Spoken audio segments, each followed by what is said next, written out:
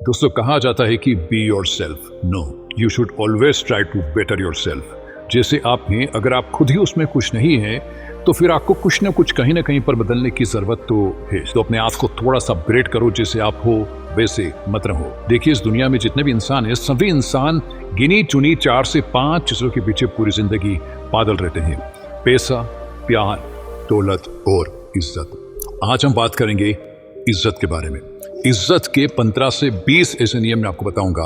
हर नियम को मैं सिर्फ 30 से 40 सेकंड में पूरा कर दूंगा। आप कॉपी पेन लेकर के बैठ जाइए और यकीन मानिए, यकीन की मानिए, आप मेरे स्टार्टिंग के 5 रूल्स को अप्लाई कर दीजिए। अगर आपकी इज्जत पहले दिन से ही ना बढ़ रही ना, मेरा चैनल अनसब्सक्राइब कर देना और कभी भी मेरा वीडियो मत देखना। हम डायरेक्टली पॉइंट पर आते हैं। पहला नियम, जब भी कोई कुछ बोल रहा है ना, तो उसकी बात को पूरे ध्यान से सुने, बीच में बिल्कुल भी ना बोले। और ये भी मेक श्योर करें कि जब आप बोल रहे हो तो सामने वाला भी आपकी बात को पूरे अच्छे से सुने, वो भी बीच में ना बोले। देखिए, जब भी आप सामने वाले की बात को बिल्कुल ध्यान से सुनते हो, बीच में नहीं बोलते हो, तो इससे आप एक मैच्योर इंसान प्रतीत होते हो और आपकी जो रेस्पेक्ट है वो तुरंत ही बढ़ जाती है सामने वाले की नजरों में। और ये बात भी ध्यान में रखना कि आपको ही नहीं सुनना है सिर्फ सामने वाले को। मेक श्योर करें कि सामने वाला भी आपकी बात को पूरे अच्छे से सुने और बीच में ना बोले। अगर वो बार बार आपको बीच में टोकता है, आपकी बात नहीं सुनता है, उसको सिर्फ बोलना है, सुनना नहीं है ना, तो ऐसे लोगों से तुरंत ही पत्ता कट कर लो। यहां पर आपकी इज्जत बनेगी नहीं बल्कि बिगड़ेगी। दूसरा नियम, जब भी कोई आपकी इंसल्ट करता है ना, तो एकदम से रिएक्ट नहीं करने का, बस साइलेंटली सामने वाले इंसान की आंखों में देखना है आपको, और वो इंसान आपकी पावर को तुरंत ही नोटिस कर देगा। आपने देखा होगा कि जब नदी का जो जल होता है वो जब गहरा नहीं होता है तो बहुत आवाज करता है, कल कल कल कल कल कल, बहुत अच्छा लगता है, लेकिन वो आवाज करता है। लेकिन जब नदी का पानी गहरा हो जाता है तब वो शांत हो जाता है।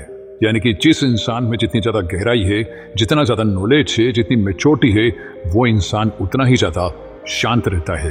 हर चीज पर बहुत ही ज्यादा रिएक्ट करना छोड़ दो, शांत रहो, लोग आपकी पावर को नोटिस कर लेंगे। मैं बार बार किसी चीज पर अगर जोर दे रहा हूं तो समझ जाना कि वो रूल बहुत ही पावरफुल है। अब हम बात करते हैं तीसरे नियम के बारे में, और तीसरा नियम है अपना जो पोस्चर है वो सही करें। देखिए, आपका जो पोस्चर है ना, वो आपके फर्स्ट इंप्रेशन में बहुत ही बड़ा रोल अदा करता है। तो अपना जो पोस्चर है वो आपको सही करना है। सवाल आता है कैसे करना है, ये पता डायरेक्टली बताता हूँ। 10 सेकंड में आपको जो पोस्चर है ना वो सही हो जाएगा। बस ये 3 चीजें आपको करनी है। आईने के सामने जाकर के खड़े हो जाएं। सीधे खड़े नहीं होना है, आपको थोड़ा साइड में खड़े होना है। उसके बाद में अपनी जो स्पाइन है, पूरी जो ये रीढ़ की हड्डी, इसको थोड़ा सा सीधा कर दें। अपने जो शोल्डर है उसको हल्का सा पीछे करें। अपनी जो गर्दन है अगर बहुत ज्यादा आगे है तो उसको हल्का सा पीछे ले आए। ज्यादा नहीं करना है, हल्का सा करना है, बस। ये हो गया आपका पोस्चर बिल्कुल सही। ऐसे आपको खड़े देना है, ऐसे आपको चलना है। जब भी आप चलते हैं तो थोड़ा सा स्पीड में चलें। अगर आप थोड़ा धीरे चलेंगे तो आप थोड़ा नर्वसनेस वाली फील कर सकते हैं, लेकिन अगर आप थोड़ा फास्ट चलेंगे तो आपका जो कॉन्फिडेंस है वो बूस्ट होगा। फास्ट चलें, दोनों हाथ जेब के बाहर रखें, बहुत कॉन्फिडेंस आता है उस चीज से। लेकिन अगर आप बहुत ज्यादा नर्वस फील कर रहे हैं तो आप अपना एक हाथ जेब में भी रख सकते हैं और कुछ इस तरह से आप चल सकते हैं। और जब भी आप खड़े हो, ग्रुप में बात कर रहे हो, अगर आप थोड़ा सा नर्वस फील कर रहे हैं तो अपने हाथों को जेब में आप रख सकते हैं। एक हाथ को भी रख सकते हैं, दोनों हाथों को भी रख सकते हैं, और नहीं रखोगे तो बहुत ही बढ़िया है। लेकिन अपने नर्वसनेस को थोड़ा सा कम करने के लिए आप जेब में रख सकते हो। चौथा नियम, जब भी आप नर्वस फील कर रहे हो तो ये सोचो कि इस दुनिया में जितने भी लोग हैं सभी इंसान हैं आपकी ही तरह। वो भी सांस लेते हैं, वो भी सुबह के लिए जाते हैं, उनकी भी 2 आंखें हैं, 2 कान हैं, एक सबको सेम है। फर्क है सिर्फ कॉन्फिडेंस का। 15 अगस्त 1947 को हम लोग आजाद हो गए थे, किसी की गुलामी करने के लिए हम नहीं बने हैं। याद रखिएगा इस बात को। वो भी इंसान है, हम भी इंसान है। हम अपनी ठाट बाट में जिएंगे, हम जैसे भी हैं हम अपनी ठाट बाट में जिएंगे। बस ये अगर आप सोचोगे, आपका कॉन्फिडेंस तुरंत ही बूस्ट हो जाएगा। 5वां नियम, अपनी इज्जत बढ़ाने के लिए आपको अपना कॉन्फिडेंस बढ़ाना होगा, और कॉन्फिडेंस बढ़ाने के लिए आपको अच्छे कपड़ों में निवेश करना होगा। मैंने देखा है कई सारे लोग क्या करते हैं, जल्दबाजी में पैसे वेस्ट करके आते हैं और अच्छे कपड़े लेकर के बिल्कुल भी नहीं आते हैं। और कई लोग ये सोचते हैं कि 1000 रुपये में मैं 4 से 5 शर्ट्स ले लूँ, 2000 रुपये में मैं पूरे साल भर के कपड़े ले लूँ, बहुत सारे कपड़े ले लूँ। ऐसा आपको बिल्कुल भी नहीं करना है।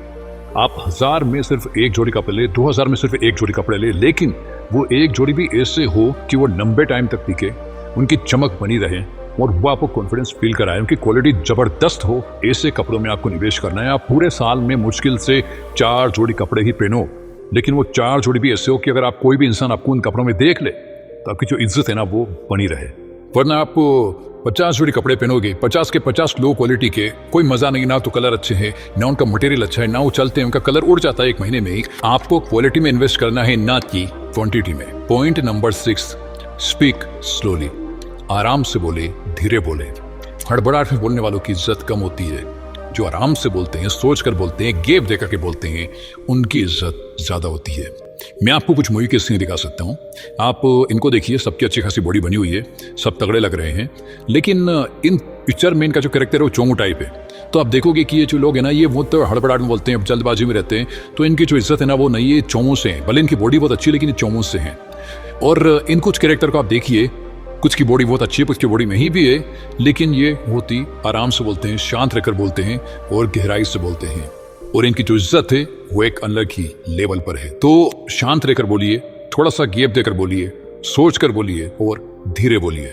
7वां नियम, और सबसे ज्यादा इज्जत आपकी बढ़ेगी इस नियम से। और ये नियम ये कहता है कि अपनी कला में माहिर बने। मैं फिर कह रहा हूं, अपनी कला में माहिर बने। जो इंसान अपनी कला में माहिर होता है, उसकी दुनिया इज्जत करती है।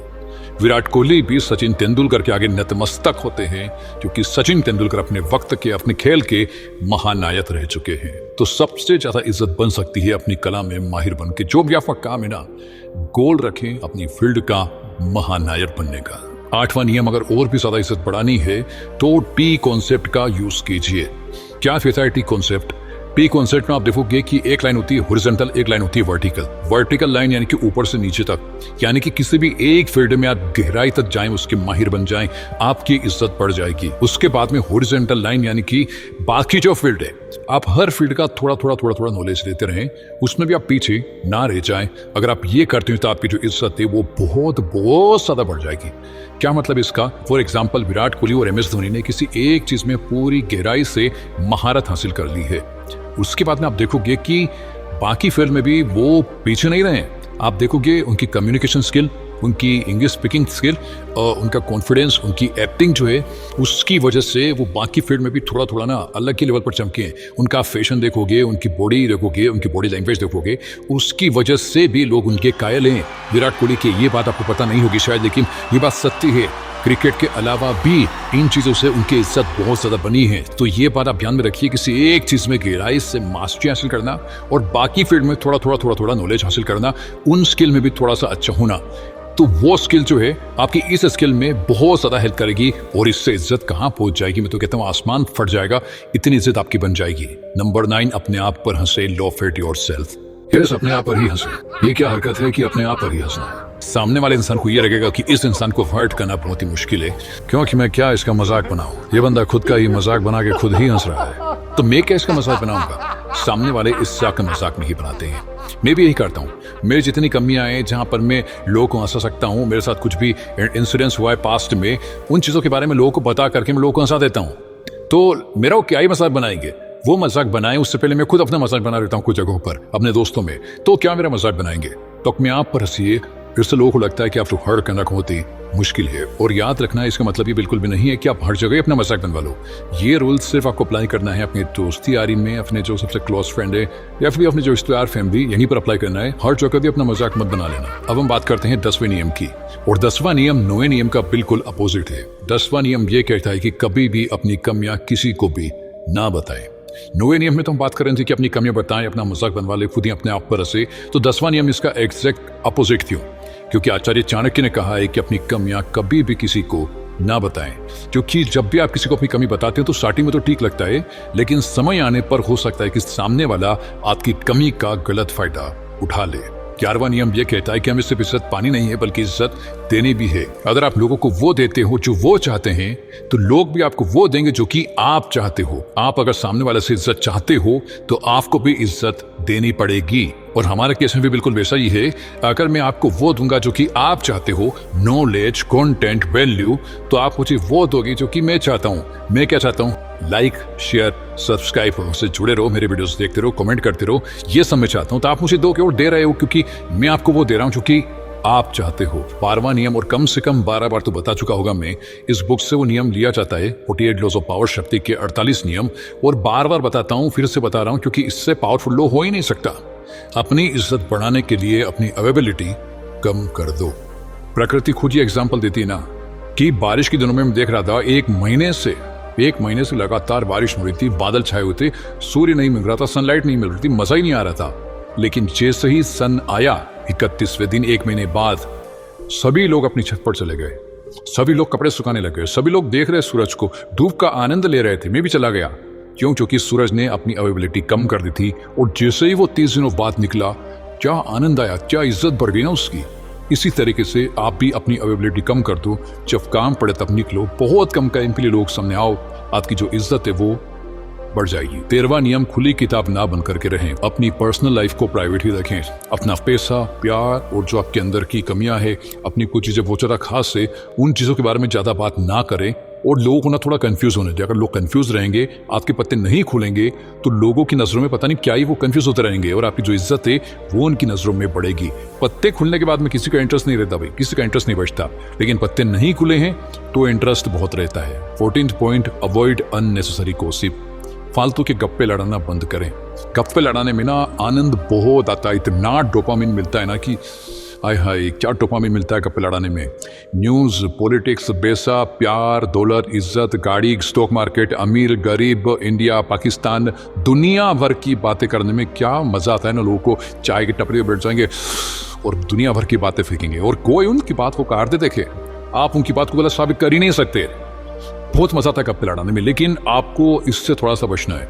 हाँ, अपने दोस्त यार में खूब बात करिए इससे, लेकिन हर जगह पर गप्पे लड़ाने मत बैठ जाना, उनको थोड़ा अवॉइड करो। 15वां नियम, अपनी गलती माने, बहाने बनाना बंद करें। जब भी कोई इंसान अपनी गलती मान लेता है तो दुनिया को ये लगता है कि यार ये इंसान ना जिम्मेदार है, सारी जिम्मेदारी खुद पर लेता है, खुद की गलती खुद मानता है क्योंकि वो उसकी जिम्मेदारी थी। और ऐसे लोगों की इज्जत की जाती है। तो गलती अगर आपकी है तो आप उसे एक्सेप्ट कीजिए। इज्जत का अगला नियम, किसी के बारे में भी पीठ पीछे बुराइयां ना करें। क्योंकि अगर सामने वाले को भले नहीं बताते हैं, लेकिन कुछ बार में आप जिसको बता रहे हैं, आप जिसके बारे में बुराई कर रहे हैं, ये इंसान उसको जाकर के बता देता है कि उसने तेरी बुराई करी है। अगर उस इंसान को ये पता चल गया कि यार इस इंसान ने मेरी पीठ पीछे बुराई की है, सामने तो बहुत अच्छा बोलता है, तो आप ना हमेशा हमेशा के लिए गिर जाओगे उसकी नजरों में। आपको जो भी बोलना है, जितनी भी बुराई करनी है, उसके मुंह पर कर दो, पीठ पीछे बिल्कुल भी नहीं। ये पीठ पीछे वाला काम ना आप मत करिए, ये अच्छे लोगों को शोभा नहीं देते। आप पीठ पीछे सामने वाले की तारीफ करिए। जब उस इंसान को पता चलेगा कि इसने मेरी पीठ पीछे तारीफ की है, आप ना दिल में बस जाओगे उस इंसान के। अगला नियम, दुनिया भर में इज्जत पाने के लिए आपको किसी एक ग्रुप में अपनी पूरी इज्जत गंवानी पड़ेगी, आपको थोड़ा सा मुड़ लेना पड़ेगा। सुल्तान मूवी का वो डायलॉग शायद आपको याद होगा, कई भाई इज्जत कमाण खातिर बेइज्जती करवानी भी बहुत जरूरी हो से। आपको अपनी लाइफ में कुछ ऐसे सर्कल रखने हैं, ऐसे ग्रुप रखने हैं जहां पर सिर्फ सीनियर लोग होते हैं। वो आपसे एज में भी बड़े हैं, पैसों में भी बड़े हैं, नॉलेज में भी बड़े हैं, एक्सपीरियंस में बड़े हैं, हर चीज में वो आपसे बड़े हैं। उस ग्रुप में आप सबसे छोटे हो, हर चीज में आप सबसे मूर्ख इंसान। उस ग्रुप में जितनी बेइज्जती आपकी हो सकती है, कोई दिक्कत नहीं है, क्योंकि उस ग्रुप में बेइज्जती होने से बाकी सभी ग्रुप में आपकी इज्जत रहेगी। आप इतना सीखोगे उन लोगों से जिसकी कोई हद नहीं है।